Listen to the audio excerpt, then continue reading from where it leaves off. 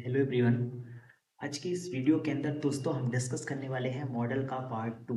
दोस्तों ये जो वीडियोस हैं ये ऑल कॉम्पिटिटिव एग्जाम के पर्सपेक्टिव से मैं बना रहा हूं और कोई भी स्टूडेंट या बोर्ड का है तो उसके लिए भी वीडियो काफ़ी इंपॉर्टेंट है।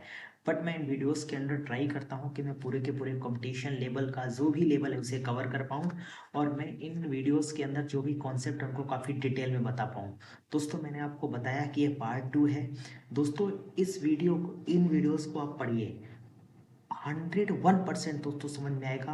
यानी 100% से भी ज़्यादा अगर मैं इस चीज़ की गारंटी दे रहा हूँ तो दोस्तों आपको वीडियो में रुकना चाहिए और चीज़ों को समझना चाहिए, एक एक चीज़ समझना चाहिए। ठीक है, यदि डेफिनेटली आपको एक एक कॉन्सेप्ट 100% समझ में आएगा, इवन 101% समझ में आएगा।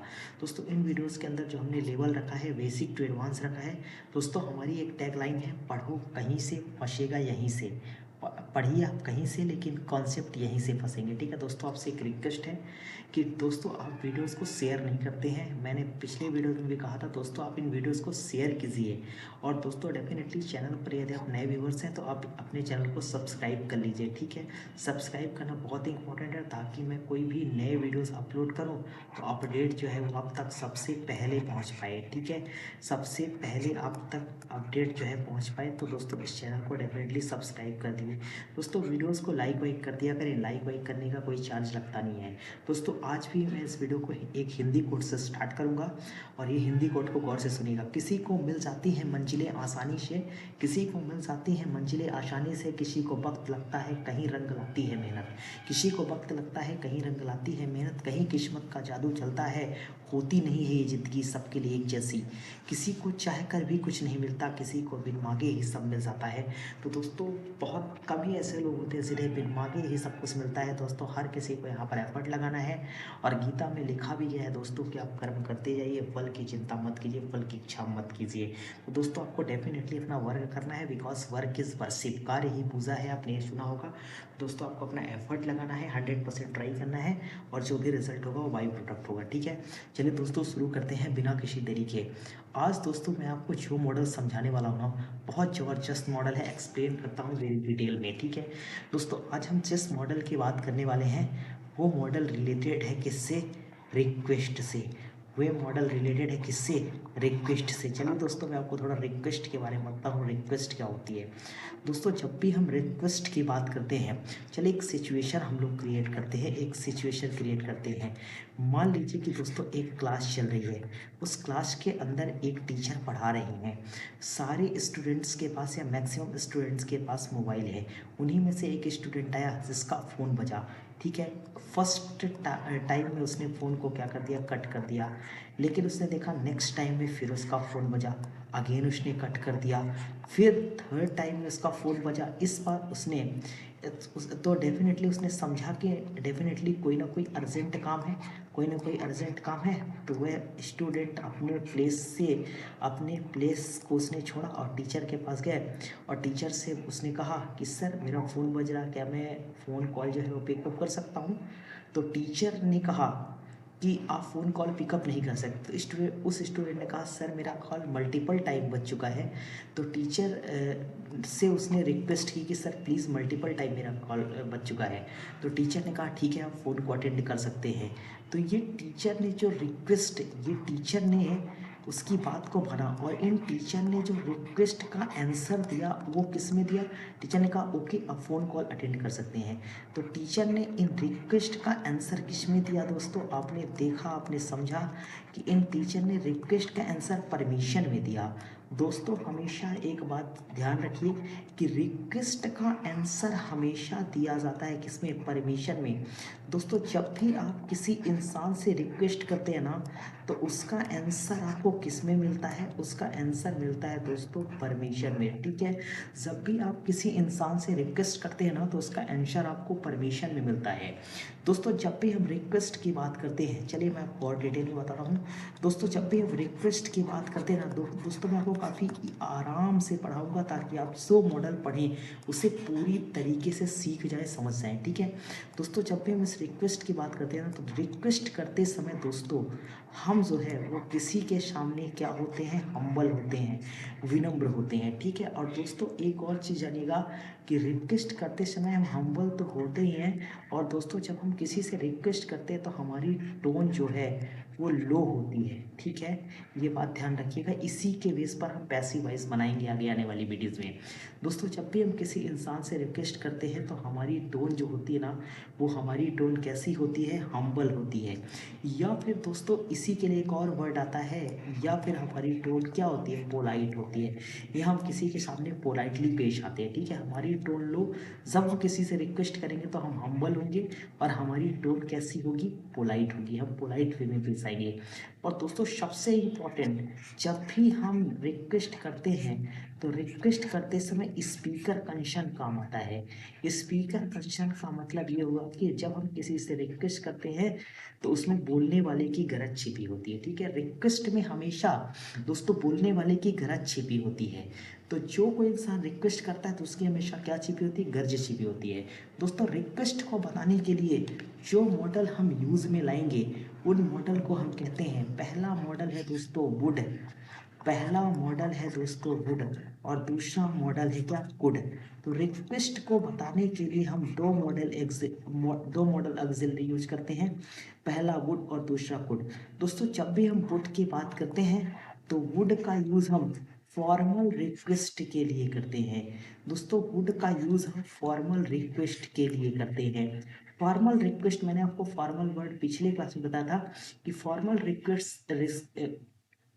रिक्वेस्ट से मेरा मतलब उस रिक्वेस्ट से है जहाँ पर हम किसी इंसान को क्या देते हैं, जहाँ पर हम किसी इंसान को रिस्पेक्ट देते हैं। तो जब हम किसी इंसान को रिस्पेक्ट देते हुए उसकी रिक्वेस्ट करते हैं तो वहाँ पर हम वुड का यूज़ करते हैं, जबकि कुड का यूज़ दोस्तों हम इनफॉर्मल रिक्वेस्ट के लिए करते हैं। वुड का यूज़ हम इनफॉर्मल रिक्वेस्ट के लिए करते हैं। तो जब भी हम वुड और कुड की बात करते हैं तो वुड का यूज़ हम फॉर्मल रिक्वेस्ट के लिए, जहाँ पर हम किसी इंसान को रिक्वेस्ट देते हैं, और कुड का यूज़ हम इनफॉर्मल रिक्वेस्ट के लिए करते हैं। क्या दोस्तों आपको ये बात समझ में आ चुकी है? तो दो वर्ड याद रखिए, फॉर्मल और इनफॉर्मल। कुड के लिए आप यूज़ कर लिए इनफॉर्मल रिक्वेस्ट, और वुड के लिए आप यूज़ करिए फॉर्मल रिक्वेस्ट, ठीक है। तो दोस्तों अब आपको फॉर्मल रिक्वेस्ट इनफॉर्मल रिक्वेस्ट समझ में आ गई होगी। जहाँ पर आप सेंटेंस देखिए और जहाँ पर फॉर्मल रिक्वेस्ट हो, जहाँ पर हम किसी की रिस्पेक्ट करते हुए उसे रिस्पेक्ट दें, वहाँ आप वुड लगाइए, और जहाँ इनफॉर्मल रिक्वेस्ट हो, वहाँ पर आप फ्रेंडली रिक्वेस्ट हो, वहाँ पर आप वुड लगाइए, ठीक है। दोस्तों अब देखिए, यदि हम बात करते हैं फॉर्मल रिक्वेस्ट की, तो मैंने आपको स्टार्टिंग में ही बताया कि रिक्वेस्ट का आंसर हम किस में देंगे, रिक्वेस्ट का आंसर हम परमिशन में देंगे। तो बताइए फॉर्मल परमिशन को बताने के लिए हमने कौन सा मॉडल बताया था, मे। तो दोस्तों जब भी हम वुड से किसी इंसान से रिक्वेस्ट करेंगे वुड के साथ, तो हम उसका आंसर देंगे मे में, क्योंकि रिक्वेस्ट का आंसर परमिशन में दिया जाता है, और परमिशन को बताने के लिए दो मॉडल होते हैं, मे और कैन। और दोस्तों अगर हम किसी इंसान से अगर हम किसी कोई इंसान इनफॉर्मल रिक्वेस्ट करता है तो उसका आंसर, रिक्वेस्ट का आंसर किस में, परमिशन में, और परमिशन को बताने के लिए मे और कैन मॉडल। तो जब हम किसी से इनफॉर्मल तरीके से रिक्वेस्ट करेंगे तो उसका आंसर हम किस में देंगे, कैन में। ये बहुत इंपॉर्टेंट कॉन्सेप्ट है दोस्तों, मैं होप करता हूँ यहाँ पर मैं लिख देता हूँ कि रिक्वेस्ट का आंसर आप किस में देंगे, रिक्वेस्ट का आंसर आप परमिशन में देंगे। तो मैं होप करता हूँ कि दोस्तों मैंने आपको काफ़ी आसानी से समझाया है, और काफ़ी इजी तरीके से, काफ़ी आराम से समझाया। मेरा पर्पस भी यही है दोस्तों कि मेरे चैनल के अंदर भले भी व्यूज़ कम आए, भले भी कम लोग पढ़ें, बट जितने लोग पढ़ें उनका कॉन्सेप्ट एकदम से मक्खन हो जाए, उनका कॉन्सेप्ट एकदम से क्या हो जाए, मक्खन हो जाए, और वो जो भी कॉन्सेप्ट पढ़े इस कॉन्सेप्ट में उन्हें कोई रीड ना कर पाए, ठीक है। तो मैं बहुत आराम से पढ़ाता हूँ दोस्तों, ये बात मैं एक्सेप्ट भी करता हूँ, लेकिन मैं जो पढ़ाता हूँ वो एकदम कॉन्सेप्ट आपको क्लियर करा देता हूँ, इजीली क्लियर करा देता हूँ, ठीक है। चलिए, तो क्या आपको ये मॉडल समझ में आया, वुड और कुड का प्रयोग? ठीक है, आराम से देख लीजिए, आपको समझ में भी आ गया होगा। और दोस्तों यदि आपको एक बार में नहीं समझ में आता तो आप एक काम करिए, आप दोबारा से वीडियो को पॉज करके देखिए, 100% आपको समझ में आएगा। चलिए अब हम इसी बेसिस पर प्रैक्टिस क्वेश्चंस करते हैं, कंपटीशन एग्जाम के भी क्वेश्चन है और ये कुछ नए क्वेश्चंस भी हैं, ठीक है। तो आप एक काम करेंगे, आप दोस्तों इन क्वेश्चन में पहले खुद से सॉल्व करेंगे, फिर लास्ट में मुझे कमेंट बॉक्स में पिन करेंगे कि हाउ मेनी स्कोर, आपने कितने मार्क्स स्कोर किए, ठीक है। तो दोस्तों 5-6 क्वेश्चन है, तो आप अपना स्कोर पहले आप खुद से वीडियो को पॉज करिए, फिर राइट आंसर करने की कोशिश करिए। देखिए दोस्तों, लिखा था lady said to the conductor. जब लेडी कंडक्टर से कुछ कहेगी तो डेफिनेटली वो फॉर्मल तरीके से पेश आएगी, उस कंडक्टर को रिस्पेक्ट देगी। और यहाँ पर दोस्तों आप किसका प्रयोग करेंगे, रिस्पेक्ट को बताने के लिए कौन सा मॉडल आता है, तो यहाँ पर आप वुड लगाएंगे, ठीक है। और दोस्तों अब देखिए ऑफ कोर्स कंडक्टर ने कहा ऑफ कोर्स आई, तो यहाँ पर आप क्या लिखेंगे, रिक्वेस्ट का आंसर किस में, परमिशन में। तो जब हम फॉर्मल रिक्वेस्ट की बात करते हैं तो उसका आंसर हम फॉर्मल परमिशन में ही देंगे, तो यहाँ आएगा मी, ठीक है। Tanu said mom dash you fry some pakoras for my teacher, pakoras for my teacher. इसका मतलब ये हुआ कि तनु ने कहा मॉम। जब अपनी मदर को आप मॉम कहते हैं तो डेफिनेटली आप उनसे इनफॉर्मल तरीके से पेश आते हैं, और इनफॉर्मल रिक्वेस्ट को बताने के लिए कौन सा मॉडल, गुड। और इनफॉर्मल का आंसर इनफॉर्मल में ही दिया जाएगा, इनफॉर्मल रिक्वेस्ट, और रिक्वेस्ट का आंसर परमिशन। रिक्वेस्ट का आंसर किस में दिया जाता है, परमिशन में। तो इनफॉर्मल द ऑफिसर, दोस्तों ऑफिसर की बात की गई है, officer said to him. Officer अगर किसी से बात करेंगे तो definitely please slow down your car. तो डेफिनेटली ऑफिसर किसी से बात करेंगे तो वो क्या करेंगे, ऑफिसर अगर किसी से बात कर रहे हैं तो वो बात करेंगे हमेशा फॉर्मल रिक्वेस्ट में, और इसका आंसर भी किस में होगा, फॉर्मल में। तो देखिए कितनी आसान बात हो गई। नेक्स्ट क्वेश्चन की बात करते हैं, what dash you like to have sir. दोस्तों जब आप होटल्स में जाते हैं तो कई बार आपसे वेटर्स ये क्वेश्चन पूछा करते हैं, तो वहाँ पर वो आपको क्या करेंगे, रिस्पेक्ट डिलीवर करेंगे, रिक्वेस्ट ऐसी रिक्वेस्ट करेंगे जहाँ पर रिक्वेस्ट ऐसी रिक्वेस्ट करेंगे जहाँ पर रिस्पेक्ट छिपा हो। अब दोस्तों क्वेश्चन नंबर 5, ध्यान से देखिए, क्वेश्चन नंबर 5, और ये रहा इसी में 6th 7th, और ये इसका 7th का आंसर और 8th, ठीक है। इन क्वेश्चन दोस्तों इसका आंसर मैं बता दूँ 8th का, बाकी आंसर आपको कमेंट बॉक्स में पिन करना है, ठीक है। राजेश दोस्तों आप किसी का नाम ले रहे हैं, और अगर आप किसी का नाम ले रहे हैं तो डेफिनेटली दोस्तों आप यहाँ पर क्या करेंगे, नाम लेने के लिए आप इनफॉर्मल तरीके से पेश आएंगे, तो यहाँ पर हो जाएगा गुड, ठीक है। दोस्तों एक इम्पॉर्टेंट बात मैं आपको यहाँ पर बताना चाहता हूँ, ठीक है दोस्तों। कई बार दोस्तों एक एग्जामिनेशन में, कॉम्पिटिटिव एग्जाम में क्वेश्चन आता है रिक्वेस्ट। दोस्तों जब भी हम रिक्वेस्ट की बात करते हैं तो रिक्वेस्ट करते समय हम क्या होते हैं, हम्बल। रिक्वेस्ट करते समय हम हम्बल होते हैं या फिर हम पोलाइट होते हैं। तो दोस्तों हम इसमें रिक्वेस्ट करते समय हम्बल और पोलाइट पहले से ही हो गए। तो कई बार दोस्तों इंग्लिश में एक्सप्रेशन यूज किया जाता है हम्बल रिक्वेस्ट, कहते हैं ना I am humble request to you, ठीक है। आई हम्बल रिक्वेस्ट, मैं आपसे हम्बल रिक्वेस्ट कर रहा हूँ। दोस्तों इंग्लिश में हम्बल रिक्वेस्ट शब्द का यूज नहीं किया जाता है, क्योंकि रिक्वेस्ट में पहले से ही हम्बल का सेंस छिपा हुआ है, ठीक है। तो बात ऐसी हो गई। ऐसे एक्सप्रेशन को दोस्तों इंग्लिश में क्या कहते हैं, सुपरफ्लॉस कहते हैं, ठीक है। सुपरफ्लॉस का मतलब हुआ मोर देन रिक्वायर्ड वर्ड। सुपरफ्लॉस का मतलब क्या होता है, मोर देन रिक्वायर्ड वर्ड, जरूरत से ज़्यादा शब्दों का यूज़ करना इंग्लिश में सुपरफ्लूअस कहलाता है।